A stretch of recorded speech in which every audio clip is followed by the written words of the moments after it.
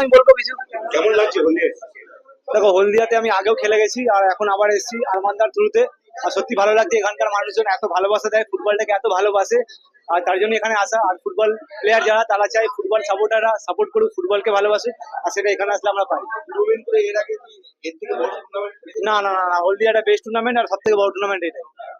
এর আগে মানে এর থেকে পরবর্তীকালে কি চাইছেন? দেখো, টুর্নামেন্টে যেমন হচ্ছে, আমাদের গ্রাম বাংলার অনেক প্লেয়ার আছে এই টুর্নামেন্ট গুলো খেলেই ওঠে। আমি চাই টুর্নামেন্টটা প্রত্যেক বছর হোক, আরো ভালো করে হোক, যাতে বন্ধ না হয়, কন্টিনিউ হোক, এটাই আমি চাই।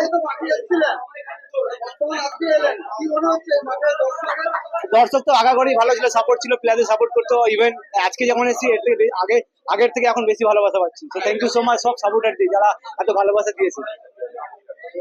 ক্ষুদিরাম স্মৃতি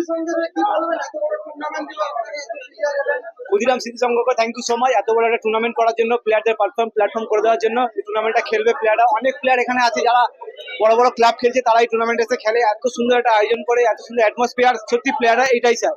থ্যাংক ইউ।